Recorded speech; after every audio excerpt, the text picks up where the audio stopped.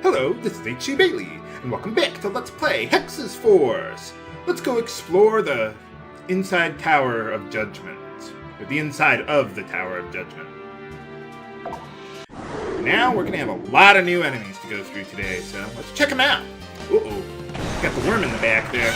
There are no items that I really care to win from the random monsters around here, so I wouldn't worry about that. Now anyway, okay, so let's start with that. Yeah. Not much else we can do anyway. Well, we can one-shot him, so that's good. Now, the worm in the back there is actually weak to water. So, the reason why I would like using the Hydrocane instead of the Aqua Orb is because the Hydrocane can strike both its elemental and aspect weakness, whereas the Aqua Orb is a different aspect, so it deals less damage. And those guys have quite a bit of HP, so don't hesitate to use the Hydrocane on them. Alright, got it. Now the reason I'm going this way first is because there's a particular enemy that I want to show you guys. Okay, this is a Force Eater. They're basically the metal slimes of the game. They give a lot of force points for killing them. And if you do kill them, you get 9,999 HP. Yeah, I'll just, So yeah. You know what? I don't want to bother with this. Let's get out of here. We gotta retreat! The thing with Force Eaters is that if you don't kill them quickly enough, then they will either kill you, which is more likely, or they will run away. And the fact of the matter is, we're not nearly strong enough to be able to kill those guys. Yeah, so, I mean, I've been able to kill a Force Eater at this point in the game, but it's really, really difficult. And I can't do it reliably, so I figured, you know what, let's not use that here. There we got some glass statues. They'll be useful for some crafting later on. So, okay, so, oops, not that one. Let's use that on him. Whoa, this guy's got quite a bit of HP. Didn't think they were that powerful. Yeah, let's just start fast forwarding through these. These guys are weak to light, so that should have much better success against them. Awesome. And remember, keep using those force bursts. You've got them there for a reason. They're not part of the Too Good to Use club. I used to think so the first time I played the game, but they're not. Oh yeah, that Perro Diablo is weak to fire! If only we had an item that could deal fire elemental damage. Well, let's see what we got going on here. One thing about the Tower of Judgment segments is that between the two paths, they are unique to each path. So on Cecilia's path, you won't be able to go through Levant's tower segments. They're completely different. Okay, so what we got there is the Blaze Cane. Really nice weapon. You got Flame Wall to hit a row of enemies like those Perro Diablos there, or Prominence, 2 hits on one enemy. It is really, really nice there. And keep an eye on your HP as you're going through this area, because these enemies are pretty tough, but you've only got, well, 2 characters there. They're all going to gang up on them. So, it's a door with a blue spear on it. Remember that for later, viewers. We can't do anything with that yet. So, oh well. Yeah, what I was saying about the tower sequences is that, well, Cecilia has the inside tower sequences, while Levant has the outside tower sequences. And you just can't go to the other ones. Yeah, you can't. Not on Cecilia's path, anyway. You can't go to Levant's, that is. Let's see. One more treasure in this part.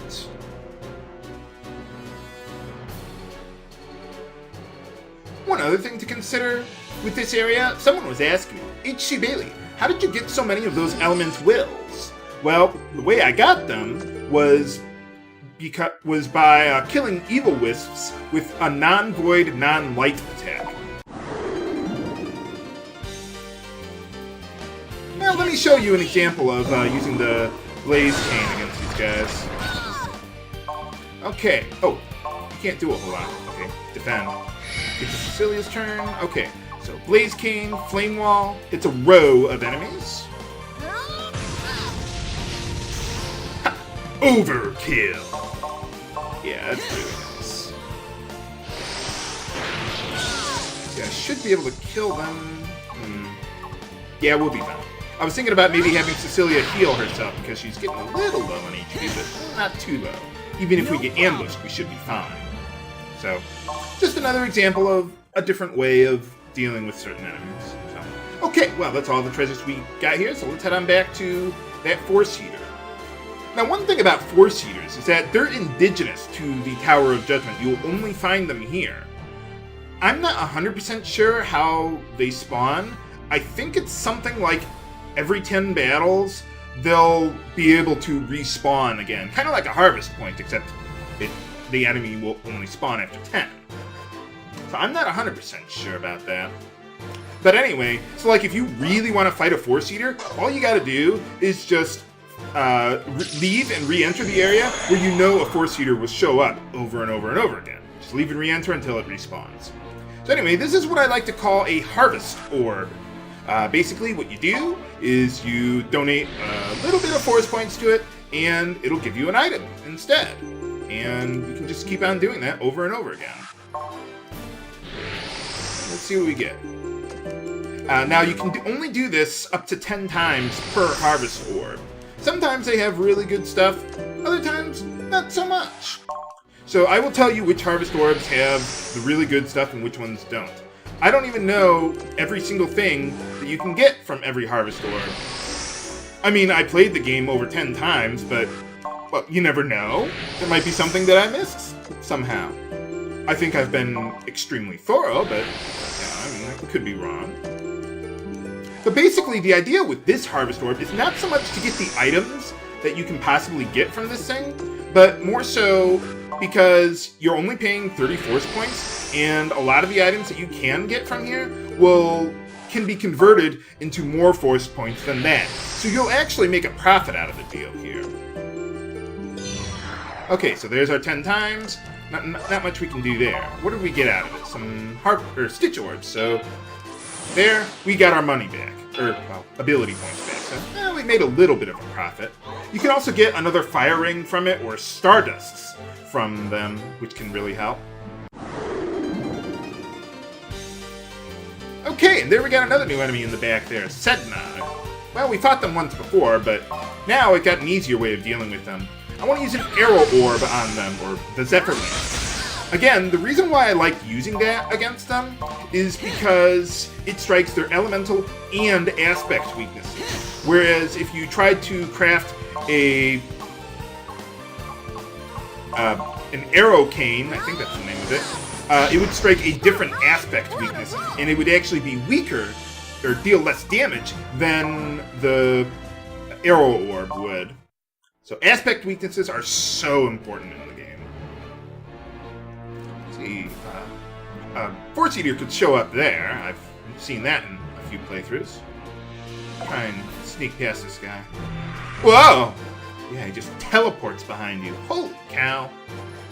Gotta watch out for that, man.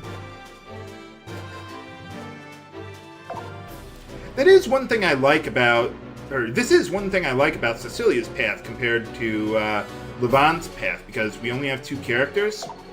So you actually need the healing from Cecilia, while on Levant's path, well, as you saw there in the Tower of Judgment, you get 3 characters. So it spreads out the damage more, and you've got a lot more power behind it. So you don't need the healing, really, as much, if at all. Especially if you know what you're doing. Uh-oh. There's a Force Eater there. Gotta be careful. Don't get too close to it, or it will attack you. There we get the Mighty Narcissus, one of my favorite items in the game for crafting. Grab that. Okay, another crafting item. Get out of there. Get out of there. Yeah, don't even get too close to that Force Eater if you don't want to fight it. And here's one of my favorite fusions in the game. We got the Narcissus there. Use that to craft an Eden Nova. Then go into your item menu, dismantle it, you've got 2,000 force points. If only there were a way to get a lot of Narcissus over and over and over again.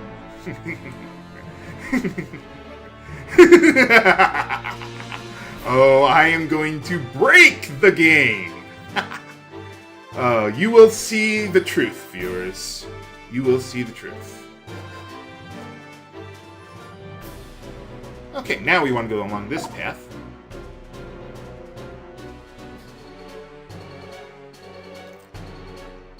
Okay, this will take us straight to the end, then.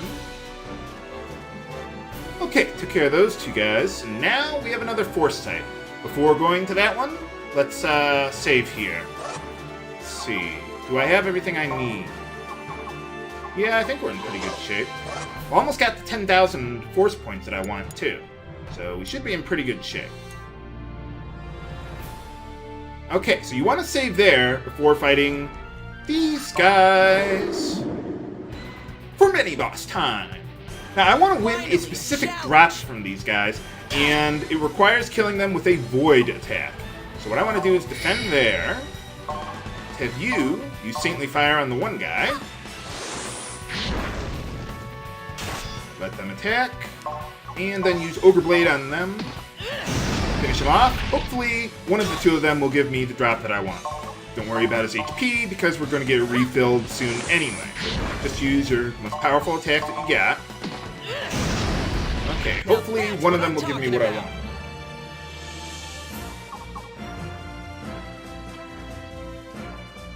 Game? Ah, good. We got the Rotten Claws. That was exactly what I wanted. So yeah, pretty common drop.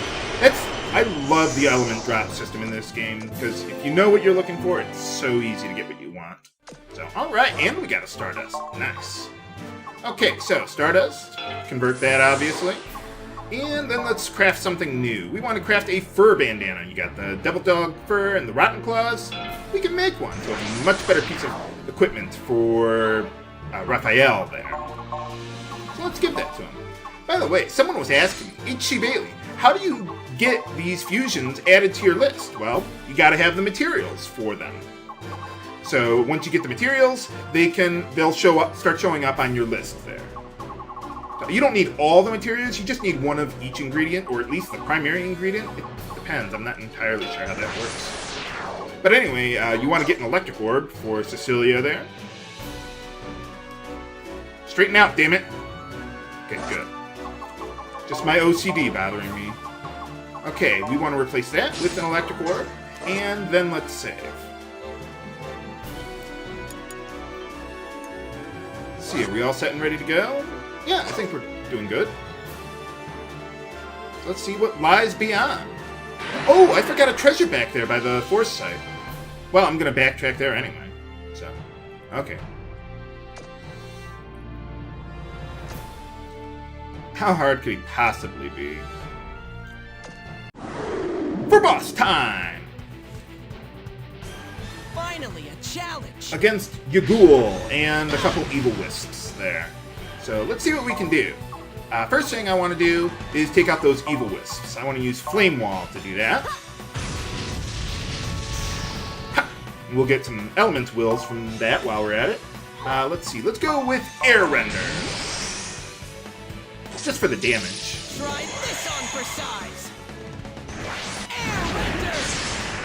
Air Render! Yeah, this guy has no elemental weaknesses, which is why I crafted the electric orb, because at least it'll strike his aspect weakness.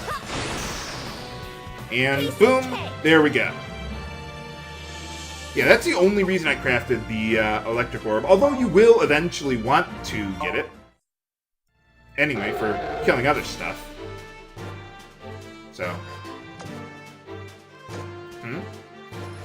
Oh, there's a white door. It looks like the symbol on the door that teleported us here in the first place. Well, before doing that, let me get that treasure that I missed there. It's right around here. Aha! Heal up there too while we're at it. And then, right there. Okay, which way do I want to go? Ah, there's a treasure up there too. So let's grab that while we're at it.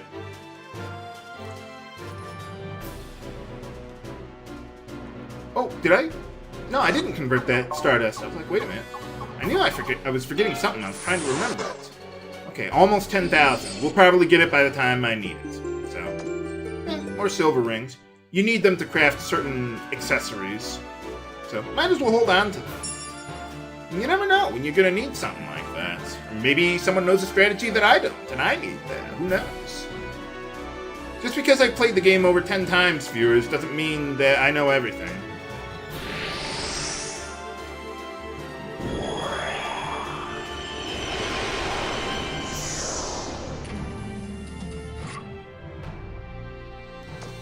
Huh.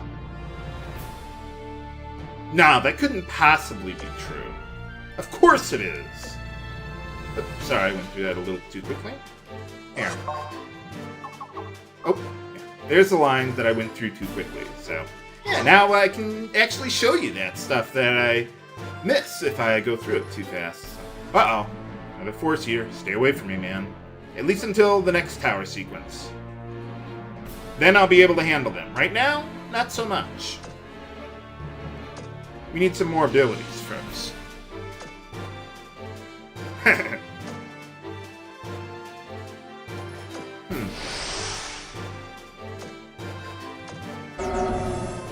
What, no facepalm, Cecilia?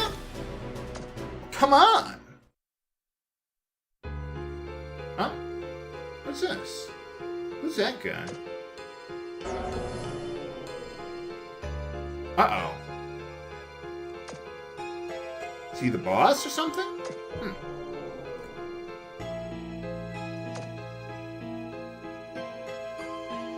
Yeah, we took care of him. Or the monsters, but yeah.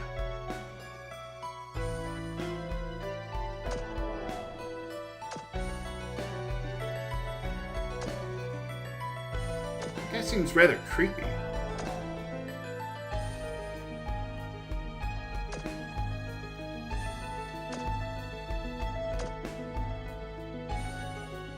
I wonder who's more powerful.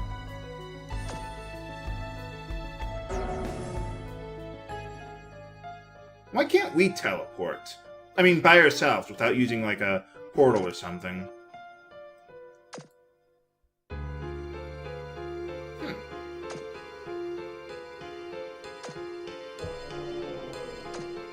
Who are the other two? Huh. I wonder what's going on there. But anyway, yeah, the Hexyz force is divided into phases, or chapters. And depending on your actions, it'll determine which way the vessel is going to tilt. Battle points are based on things like fighting a battle or running from a battle. If you win a battle, it tilts it towards creation. If you run, it tilts it towards destruction there. The quest points are like defeating bosses, winning event battles, and your answers to those questions that I was showing you there. Apparently, I answered one of them incorrectly. So, whatever. I mean, sooner or later, you'll get it towards creation just by fighting random battles alone. Completing side quests tilts the vessels towards creation, too. And there's a few other factors that I probably can't remember off the top of my head, but they're all listed in the walkthrough there. But can we go 2 episodes without another facepalm from Cecilia? Find out next time on Let's Play Hexyz Force. This is H.C. Bailey, signing off. Have a good day.